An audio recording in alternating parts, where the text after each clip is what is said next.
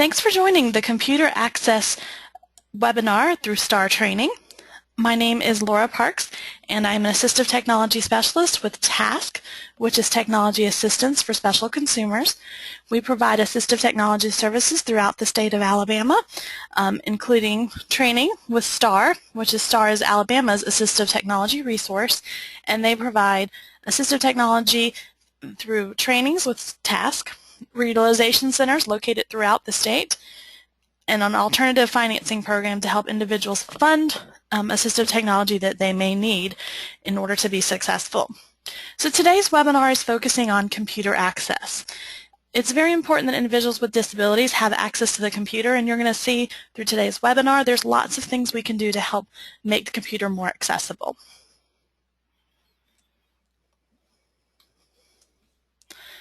First, most operating systems, whether you're using a Microsoft-based computer or an Apple-based computer, like an OS X, has accessibility features already built into the operating system. This means that you do not have to download anything, and you have access to all of these tools free with no expense. So let me just guide you through a little bit. Now I am using a Microsoft Windows 7 computer, and I'm not going to have a chance to show you the Apple features, but they're very similar. And on the handout there are links directly to Microsoft and to Apple's accessibility websites. So like for Microsoft, if you just go to your Start menu, All Programs, then scroll down to Accessories, and then select Ease of Access. This is already something on your computer. You don't have to install anything. It is in Windows Vista 7 and Windows 8. And so now I've clicked Ease of Access. And you see the first option is there's an Access Center. And we'll look at that in just a minute. There's also a magnifier. So if an individual has trouble seeing the screen, they can utilize a magnifier. And so I'm going to go ahead and increase my view. Go back down here to my Start menu, and you can change what percentage you see it at. Mine's right now is lensed. I could dock it at the top or the bottom of my screen. I can increase the magnification, and you can see now it is magnifying my screen. So if I had some vision concerns, it's a quick way to use the magnifier. I'll go ahead and end that.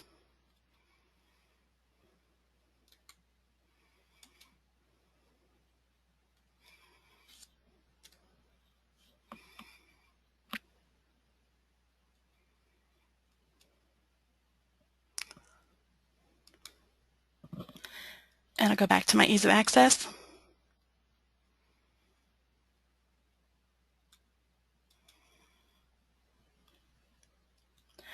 There's also tools such as a narrator. This is designed for someone that is visually impaired and needs everything read on the screen, like if they're blind or low vision. Not necessarily the greatest tool for an individual who has a learning disability, because it'll read everything, including like system features like colors and photographs. There's also an on-screen keyboard, which we're going to discuss a little bit later, and Windows speech recognition, meaning whatever I speak will be typed into the computer, or I can also use voice commands to control the computer. Many of these features are also available into the Apple accessibility. They do have a zoom feature. Their narrator is called VoiceOver, and then they call their speech recognition program Dictation. So all of those are also available in the Apple operating systems. Now I'm going to just go ahead and pop over into the Ease of Access Center. This is just a tutorial that walks you through things that make the computer easier to use. You can see how to make it use without a display, computer easier to see, mouse or keyboard alternatives, mouse, keyboard easier to use, visual text, make it easier to focus on text. So there's a lot of options within the Ease of Access, really one-stop spot for finding how to make some quick changes into your operating system. Now another way also within your operating system is if you go back to your control panel, and if you look for your keyboard, here I can change some keyboard settings.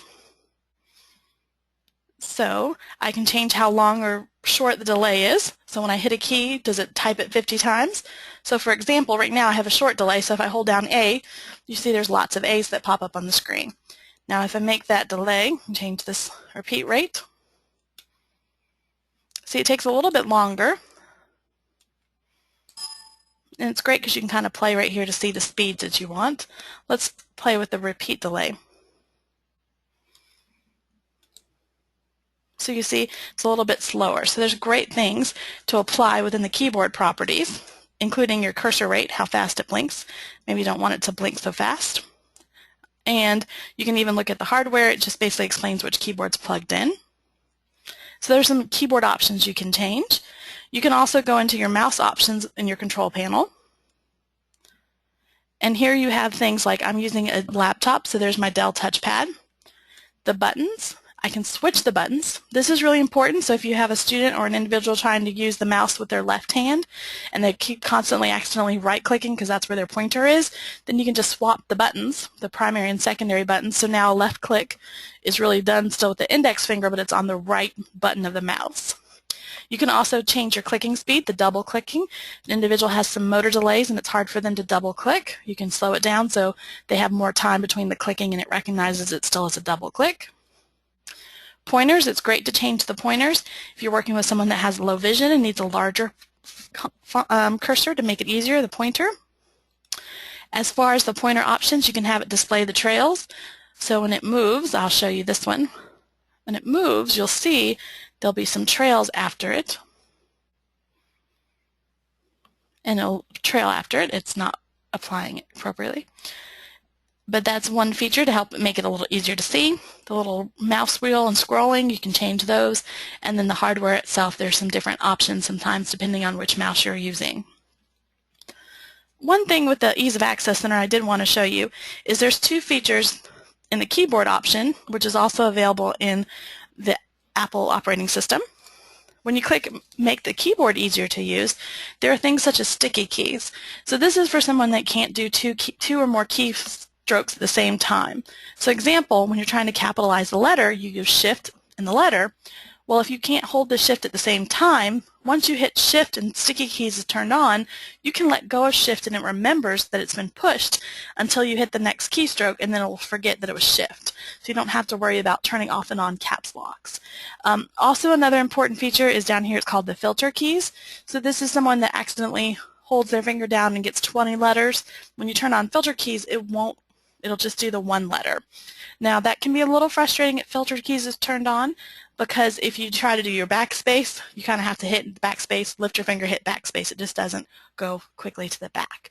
But those are some great easy features that you can change right in the Windows operating system to make the mouse and the keyboard a little bit easier to use. And like I said, there were also some visual features and hearing features for individuals that are hearing impaired or visually impaired. I'm going to pause just for a moment to see if there's any questions.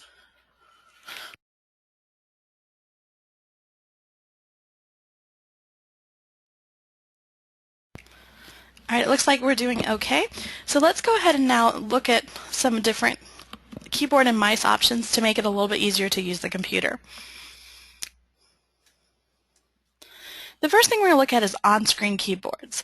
On-screen keyboards are great for individuals that cannot use a keyboard.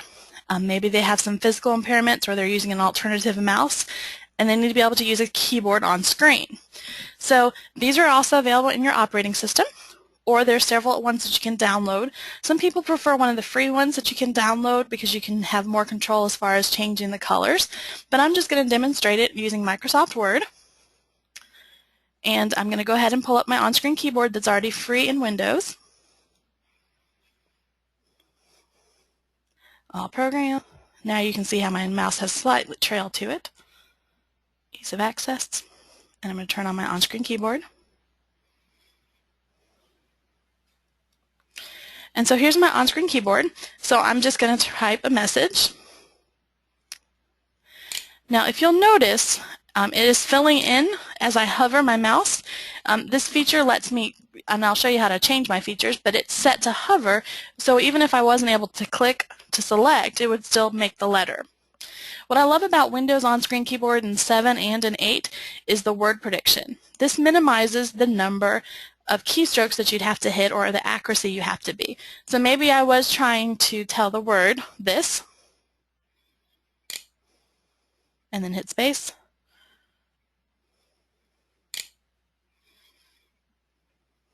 Now if I can click, I can still click.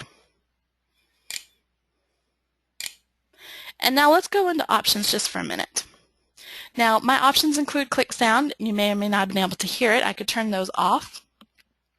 Now, I told you I had to hover over keys, and I can make this duration shorter or longer. If I'm a very fast mouse user, even if it's an alternative mouse, then I could actually shorten the time, and you'll see how quickly it'll make the selection. Let's take a look at that real fast.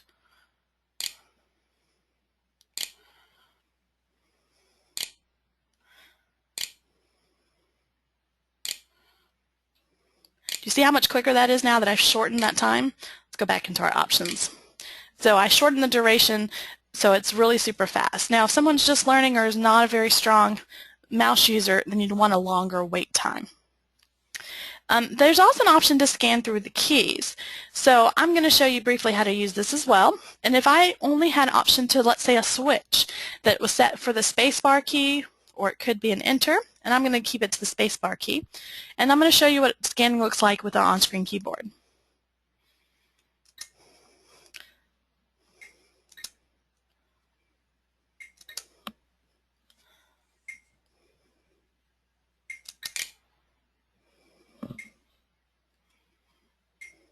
Now, unfortunately, it didn't put my letter in, so I'm going to make sure my cursor is clicked in there appropriately. Scanning does take some patience.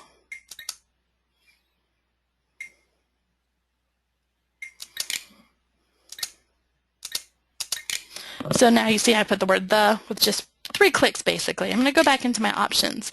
Now when we look at the scanning options, unfortunately there's no options. If you noticed, it was a little hard to see where it was scanning at, and I'm going to go ahead and turn off scanning. And it was kind of fast, but unfortunately if I do scan through the keys, I can make it faster and slower, which is great, but I can't really change the colors. That's why sometimes it is helpful to play around with other keyboards that you can download, such as Click and Type, because you have a little more control as far as some of those options. So when you're working with clients, it's important to think about, well, what is it that the tool needs to be able to do for them? And that's the beauty of assistive technology nowadays. There's so many great options. We don't have to just have one tool and have it work for the student or the individual. We can really say, why don't you try this? What works and what doesn't work? So maybe you start with the free Microsoft on-screen keyboard and say, you know what? I'm using scanning, but it's not doing a good enough job. I need a higher contrast color. I don't like the word prediction. And then you can look further and to find one that would fit the student's needs better. But it's great to start with free, because then you don't have to worry about, oh, I spent a lot of money and I don't want to change it. So I gave you several options on your handout showing you various on-screen keyboards. And like I said, Click and Type is another great free one. The other ones have some fees associated with them, but once you've identified what the features are that you need, then you could go ahead and look into purchasing another one based on the features you knew that they needed. Another way to improve computer access is really thinking about positioning or using an alternative access. So for example, a student may have trouble using a mouse because they have poor wrist supports. Maybe they have cerebral palsy, and when they attempt to move their hand, it moves their entire body. So sometimes by just supporting them a little more, they can do better at accessing the computer. Tasc does have a wide variety of items that you're going to see in today's presentation in our lending library, and that can be accessed at al.atforall.com. And one of the things we have is this great mobile arm support, and it just clamps right to the table. It's right here on the left side of the screen, and the arm can rest, and that just provides some support so that shoulder and that elbow doesn't have to move as much. Also some wrist supports, the simple ones you can purchase at most Office Depot stores, or like even at Walmart, those gel supports that go underneath your wrist, those could be helpful. I found this on Pinterest. Someone took kitchen sponges and made their own wrist support, so that would be another option to consider when you're thinking about positioning. You can also purchase keyboard mounts. You see that one that goes up and down? That will allow the keyboard to be positioned however an individual needs it, or sideways. There's table ones that just provide a little bit of a tilt. As you can see here in the middle picture, R.J. Cooper has one that actually puts the keyboard almost vertical, and he's using a tablet, but you could also use this with a monitor or a standard computer. And they do make laptop positionings where you can put it up at an angle to provide some better access to the keyboard that way as well. Now I go low tech as well, you might want to be able to slip a 3-ring binder underneath the laptop or a keyboard to make it like a slant board to provide some depth, some angle. That can help not only with physical access but also visually so they can see it better as well. Another great thing to have is if you have individuals that are in wheelchairs or alternative seating is adjustable desk. They do make these that are ADA compliant. If you go to most public libraries, you'll find that they will have an adjustable desk to allow individuals in wheelchairs to be easily accommodated. Some of them have manual cranks, so you can crank them up and down. Other ones have great pneumatic power ones. You just push a button and it goes up and down. So you can position the keyboard and the mouse area and the monitor at different heights. So that can really accommodate a diverse number of users to provide access in various methods. So those are some adjustable desks. Now these do tend to be kind of expensive, but it's one of those things that it is great if you have a student that needs it, or if an individual is in the work situation, their employer would have to provide them as part of a reasonable accommodation. For some individuals to access the computer, they actually prefer to use a mouse stick or a stylus. I have shown you one here that's a keyboard stylus. It's called a Type Aid, and it's from most of your durable medical equipment providers, and it just kind of molds around the individual's hand and lets them, instead of having to use their pointer finger, maybe they have trouble isolating that, lets them just move their entire hand and then type on the keyboard. Now with the mouth stick, you can get a straight one or an angled one, which will allow for typing, and this is where they hold the plastic wing bite in their mouth, and then they use the tip to type or to move a cursor like on a trackpad.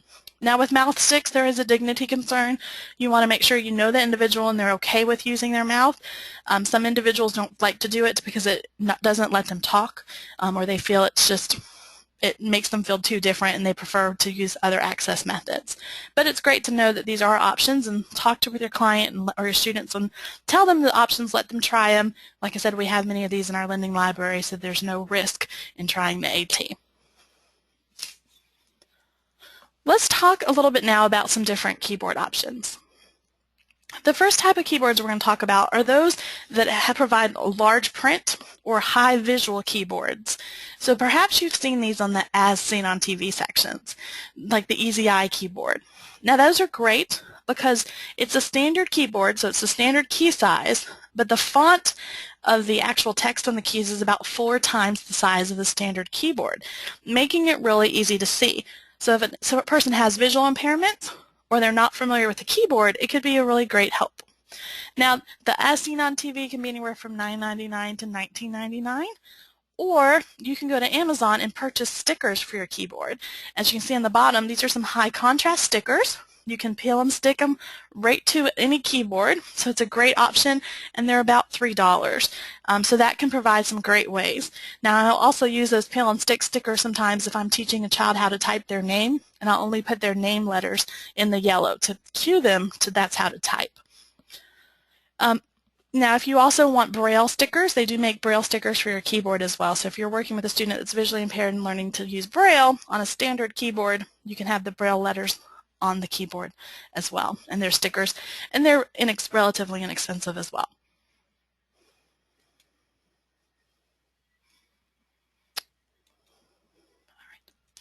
Now, another type of keyboard you may be interested to help with access is one with larger keys. Now, Big Keys is the brand that makes this, and they make their keyboard about 4 times the size of the traditional key.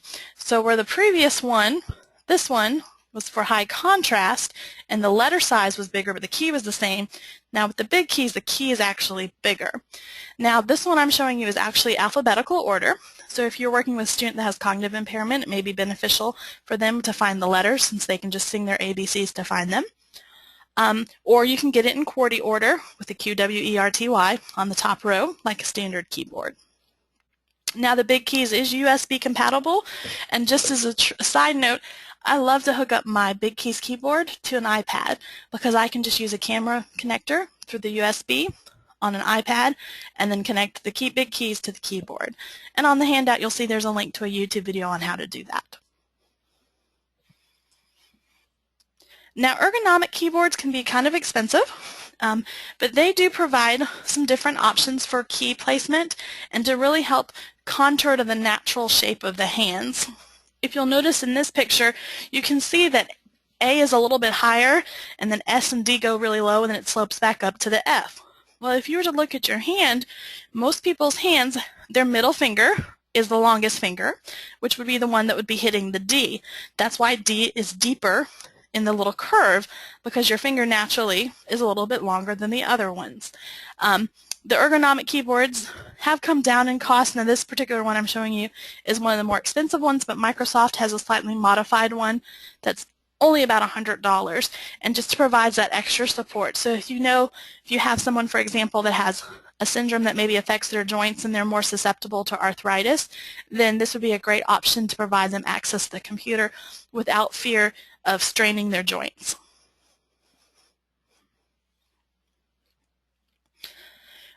Now for some students, they may be able to utilize one hand, but not both hands to type. There are one-handed keyboards. As you can see, the one on the left looks just like a regular keyboard, but it's missing the half. And with those, you can train yourself, because when you hit your Shift key, it's going to act as the opposite hand. So if I wanted to type an L, I would hit the Shift and then still use my ring finger that would normally type the L with my right hand, but then type it with my left hand. If you look closely, just underneath the S, you can see the slight L, and then here's the K, which is where my middle finger is on the D, or my middle finger would have been on my right hand. Now the keyboard on the right side is a little more complicated. It requires multiple key sequences, and there is a special typing program you'd have to learn to use this one-handed keyboard. There's a couple problems with utilizing one-handed keyboards. First, you do have to be able to use multiple fingers on the one hand at the same time. So if you're working with a student that not only has limitations because they can only use one hand, but also that one hand doesn't fully function the typical way and they have limited control of all 5 fingers, a one-handed keyboard may not work. Now, one-handed keyboards also have to be ordered based on if it's a left-hand or a right-hand keyboard. So that has been a problem before. When we've had our lending library, we may have a right-handed keyboard, but someone needs a left-handed one, and we don't have an option for that. So that is something to think about too when you're considering one-handed keyboards. You are limited because you have to know which side that the student can use or the computer user can use. Now there is some strategies to teach one-handed typing utilizing a standard keyboard.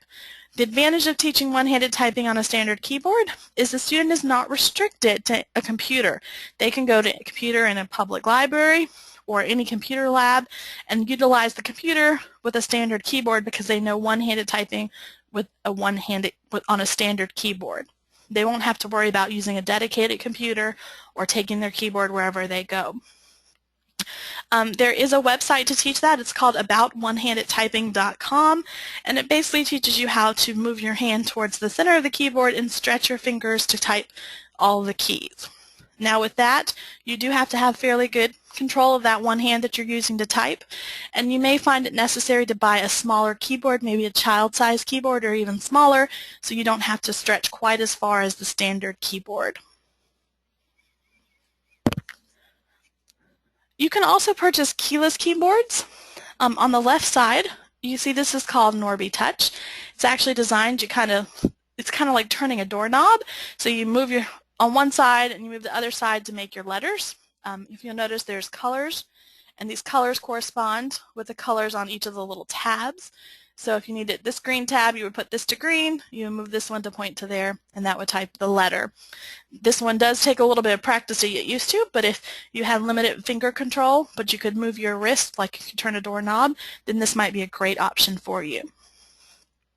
For individuals that maybe are tactile defensive or very sensitive to touch, nowadays you can get virtual keyboards where it shoots a light onto any surface and then you can type. So you could use a softer surface, or someone that doesn't have tactile defensiveness to type on. Those are pretty standard anywhere you can get tablet accessories, but they will also work with a computer, because most computers nowadays do have Bluetooth capabilities, and that would just connect with a computer via Bluetooth. Now AbleNet makes this really cool glove that you can wear. Again, you have to know if you're left-handed or right-handed if you're using this. And basically where you push your thumb on your 4 other fingers is what letter gets typed. So if you look at your hand, you kind of see that each of your fingers has 3 joints, and then you have your thumb. So there's some keys right there, and then where you touch in your palm, or if you connect 2 or more fingers together with your thumb, that makes the letters. It's a really fun thing to play with. Unfortunately, we don't have this in our lending library. We just haven't had many requests for this type of tool, but it's great to know it's out there. If you contact AbleNet, I'm sure they'll be happy to send you one, and you can always return it if it doesn't work for your client that you're trying it with. One more option with the keyboard, they do make smaller keyboards, more designed for texting. As you see this one, you would hold it just like you would with your old-time cell phones with their texting. So perhaps an individual can't stretch their fingers but can use their thumbs great. Believe it or not, we see this a lot of times with children with cerebral palsy or arthrogryposis. They're great at texting, or even muscular dystrophies. There's another one on the middle, similar small keyboard, and in both of them have little glide pads, which you could also use as a mouse alternative. Now this tool on the right, we have this in our lending library. This is called a Create Text texting keyboard, and it's the same concept, but instead of letters, it just has the T9 texting. So remember in the old days, if you needed to type A, you would hit the number 2. If you needed to hit D, you would hit the number 3 2 times, or just once to get D, but 2 times to hit E, because it was ABC was on 2, D, E, and F were on 3. To get E, you'd have to hit 3 twice to get the middle letter. So it's a fun T9 texting keyboard, but it's great for an individual that knows texting but can't do a standard typing on a keyboard. All right, we're going to pause just for a moment to see if there's any questions during this live presentation. We do have a question. All right. The question as far as the keyboard connectors, most keyboards now are connected using a USB, which would allow you to use that with the iPad. And the tool that I said that you needed to connect it would be the camera connection kit. It's just a little serial port or fire port that plugs into your iPad that allows you to plug in a USB for pictures, but instead we're going to plug in the USB for the USB keyboard. A great thing to know too is many of the Android tablets have a USB port, and so you could plug in your keyboard directly into those without having to have the accessory like you have to have for the iPad. But that's a great question as far as connecting. If you happen to have an older keyboard, you may have a serial connector that has maybe 15 pins in it, but most computers nowadays don't accommodate that. You can purchase serial to USB connectors on the internet, but often those require drivers, so that can be a little bit of a problem if you're in a school system and the computers are locked down and you can't install things. All right, if there's no questions, we're going to go ahead and go now from keyboards into mouse options.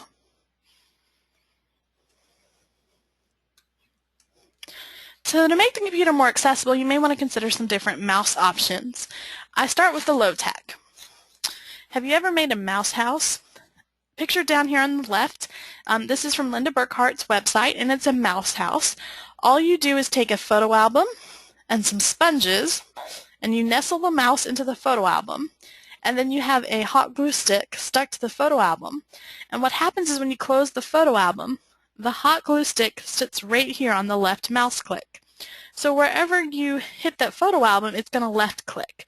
So if you're doing a game on the internet, such as Literactive, where a student just clicks one spot to go to the next page, and then this would let you, you just position the mouse and the student would just left click by hitting the entire photo album. Kind of makes it like a switch interface, but that's a great low-tech solution. You can get those photo albums at places like Dollar Tree sometimes or Dollar General, anywhere from $2 to $3 if you go to Dollar General to get them. Another low-tech trick I like to use is if you'll notice on this mouse, there's a foam star sticker on the left mouse click. Young students or students that have maybe some traumatic brain injury or some some cerebral palsy that affects their motor planning, have a hard time remembering to left click, and they'll accidentally right click. So by putting a foam sticker or something that has some texture, they can feel the button that they're supposed to hit. Another great idea I've seen too for this is to hot glue like a ring, a little plastic ring there, so they can kind of slip their finger even into that to remember to click. So it's a great low-tech option to remind students to left click, not to use the right click. On the bottom here, I'm showing you a standard mouse, but if you'll notice there's a little triangle. What I'll do sometimes with mice as well, like this one, is I'll take a business card or a thick cardstock and fold it and just stick it underneath the right mouse button. When you do that, it makes it pretty impossible to right click.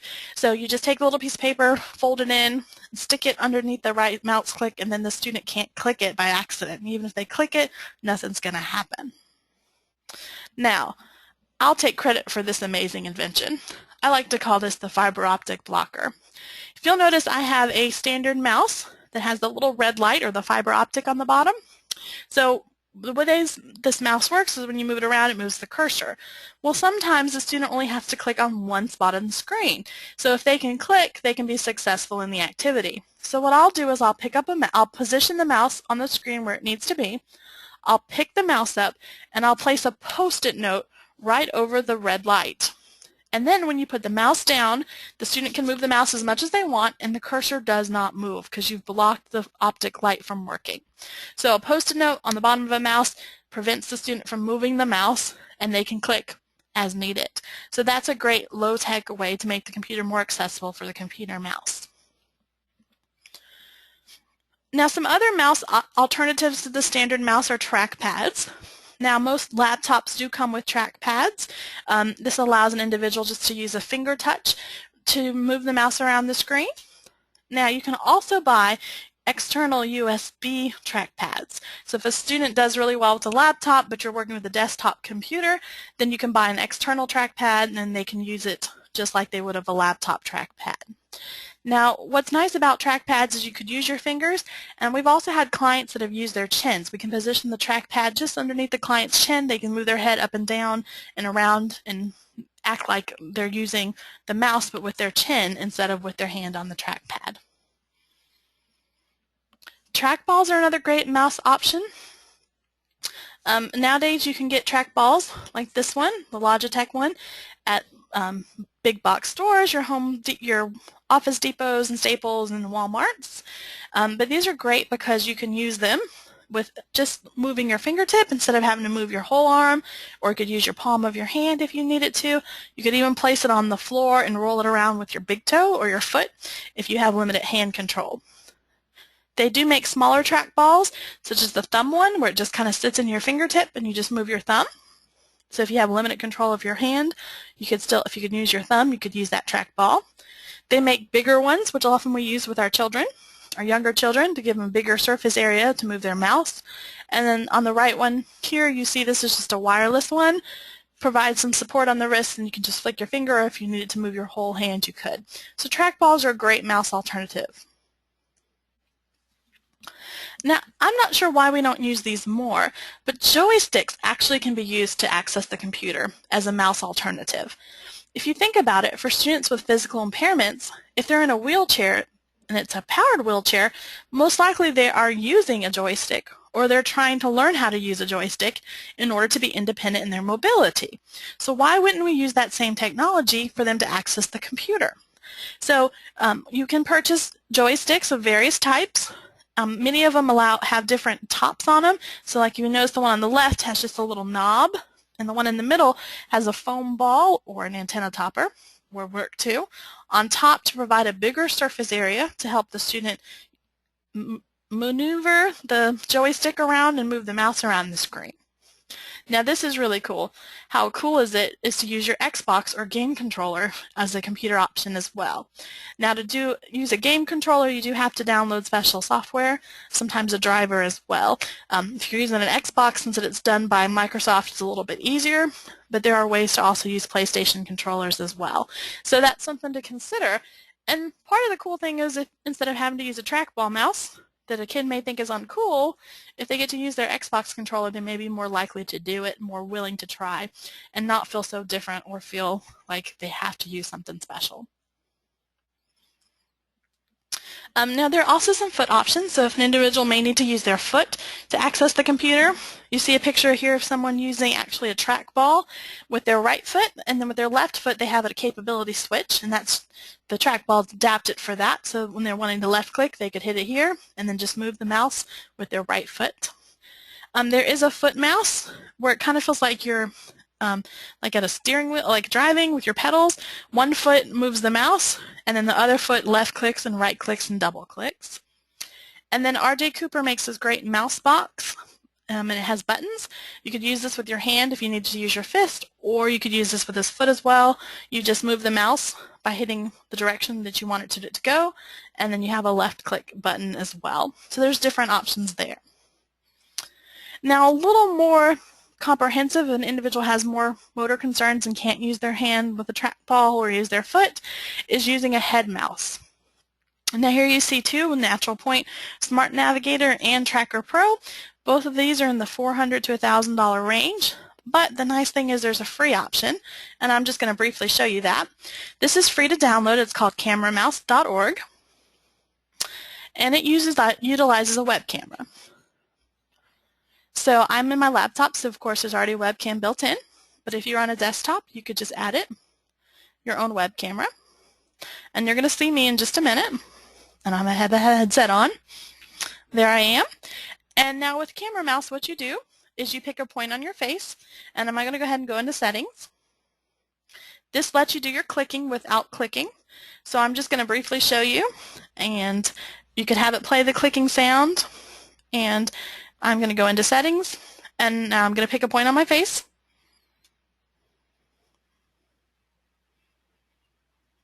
And now that it went into circles, you'll notice that that means I have control.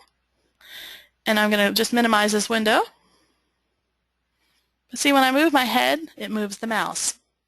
Now this is a free software that you can download, and I'm just going to go ahead and show you how I can practice with using my head. And I'm going to just play a little mouse following game. This link is on yours handout as a way to practice using the mouse. And if you'll notice, I'm actually just moving my head, and I'm going to open up Camera Mouse again so you can see it side by side.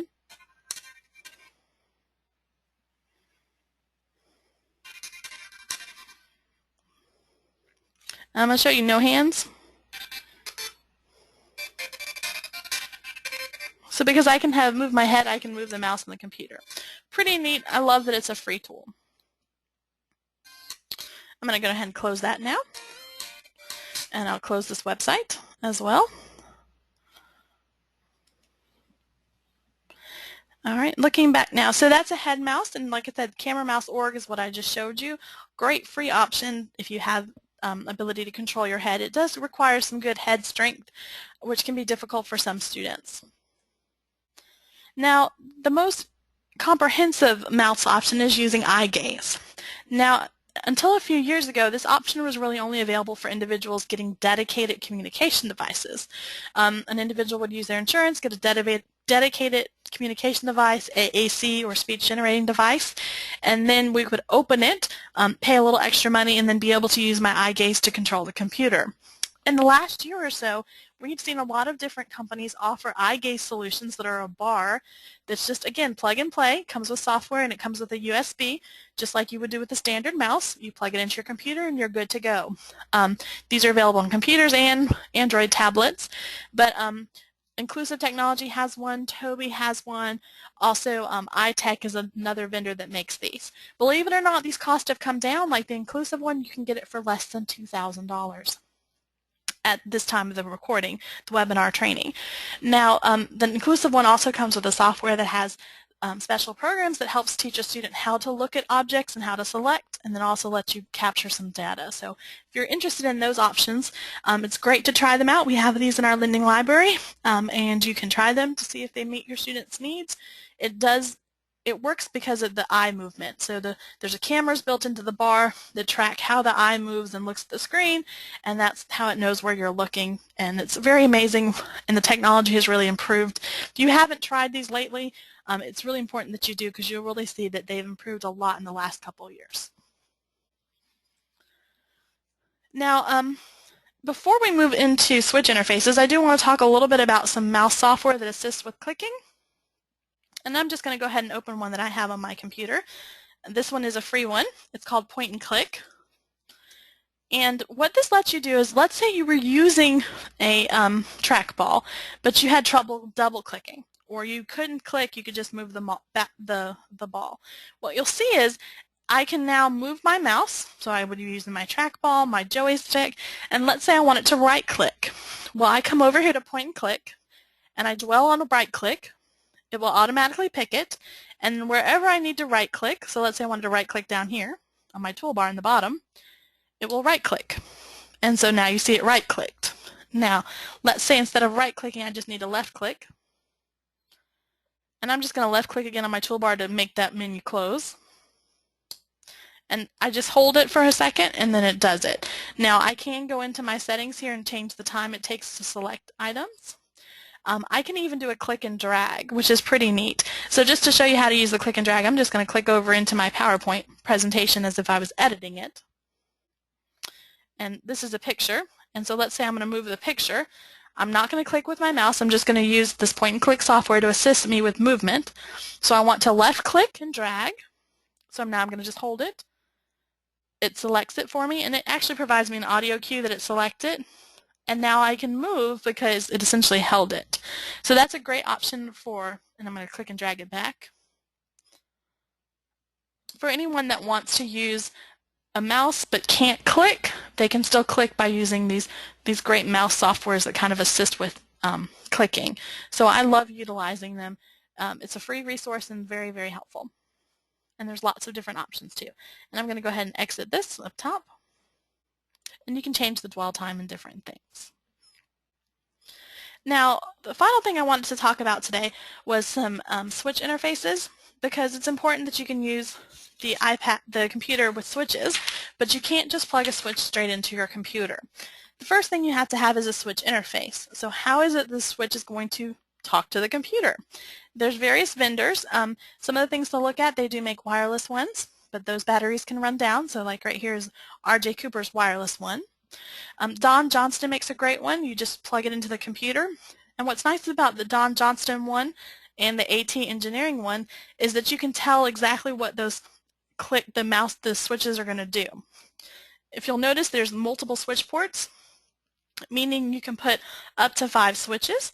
So if an activity required a space bar, a left click, a right click, an up, a down arrow, you could do it. So it's some fun things. Swifty down here is actually made for Mac users. It's a plug and play and allows you to put up to 2 switches into your Mac. So if you're looking for a Mac switch interface, that's a great one as well. Although the USB ones usually will work on the Mac as well, that's something you would look at to do it. So that's how you plug your switches into the computer. Now the RJ Cooper one is actually a switch itself, so you wouldn't even have to plug a switch into it if a student could activate the big surface of the switch. And once you have a switch interface, then you're going to need a switch game. And there are different switch games available as well. And so if you were looking at some switch games, and I'm just going to pull up the handout so you can see them. I'll show you what some of the switch games look like. Now remember, you could use the switch with the on-screen keyboard. We showed a little bit how to do the switch scanning. So let's just go ahead and go to the Tar Heel Reader. So this website is great for switch interfacing. So I can find a book. Let's find a book about football, since it is September when this is being recorded, which is a great season for football. So let's read all about football. Now, if you'll notice, the student only has to click on this right button in order to turn the page. So I could use my handy dandy fiber optic blocker. I would pick up my fiber optic mouse once I positioned it, throw that post-it note on it, and then the student could just left click. A mouse house would work great with this program. Or I could use a switch interface where the switch interface would be spacebar, because when I hit spacebar on my computer, it turns the page. So my switch interface would need to be set for spacebar, and then my student can listen to this book read aloud. You can't hear it reading aloud, but you have the speech options where it could read it aloud in a man, woman's, or a child's voice. So this would allow the student to use a switch with reading a different story. It's great if you're working with a student on alternative assessment and you're trying to find topics for different subject areas. There's all kinds of great books in Untitled Reader. Plus you can write your own. There are other websites that have Switch games. Some are from younger students, some are for older students. And you can also purchase Switch accessible software that has different games as well. But the thing is, you want to see is, will my Switch interface provide the commands that I need in order to play those games? Because not all of them will. Now I have one more quick thing I would love to show you. This is a new tool I recently found. So we'll probably be doing some webinars in the future. It's called Essential Accessibility. And we will have a link on our website soon that allows you to download it at the top of the page. Or if you go to essentialaccessibility.org, you can download it from there.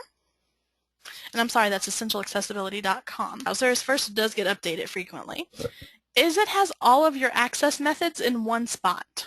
So if I wanted to go to a website, so let's say I wanted to check out the accessibility technology lab that we offer, all of our lending library.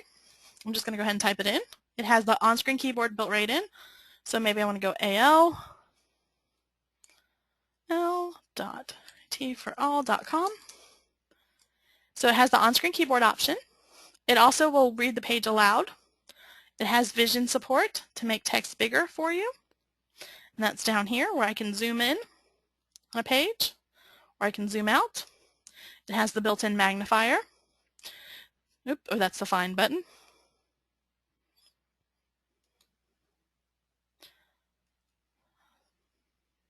So I made the text bigger so I could see it. I can zoom in again. I can use that camera mouse principle, the hands-free mouse. They have that built in right here. You can use an XY mouse. I'll show you what that looks like. So this is scanning essentially with a mouse. So all of this is built into one web browser, just like Internet Explorer or Chrome. You would pick whatever you want. So I wanted to click the Items tab, so I restarted my clicking. So when this radar, the little target, gets into items is when I'm going to click. So I could use my switch here or even a mouse house.